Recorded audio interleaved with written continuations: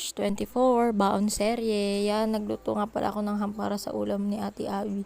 March 24 nga pala ulit nakapasok si Ate Abby. Kasi nung Tuesday ng gabi, tas hanggang Wednesday and Thursday, doon kami natulog sa mama ni Daddy Arnie. Kasi nga 'di ba namatay yung lola ni Daddy Arnie. Kaya nakipaglamay kami.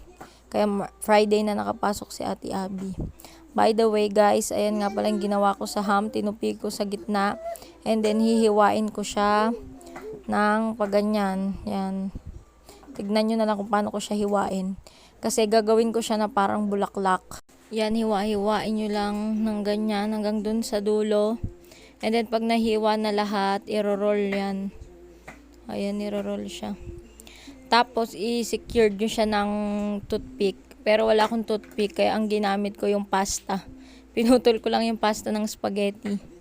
Ayan, tinupi ko na. Ayan, oh. Ganyan ang kakalabasan niya. Ayan, oh. Ang ganda, diba? Tapos yan, 3 yung nagawa ko.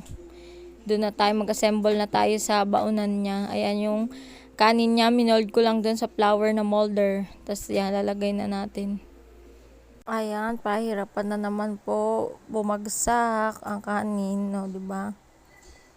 Pahirapan na naman tayo for today's video. Tapos ayan na ang nangyari. Tapos isa pa, gumawa pa ako. Ayan na, hindi ko na naipakita. And then lagay na yung flour na ham. Ayan. Ayusin lang.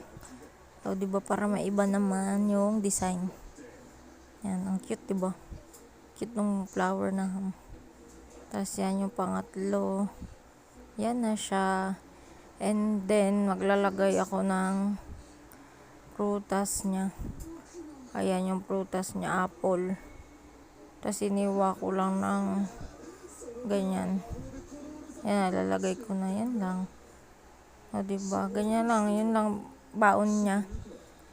Finish. Like and follow. Thank you.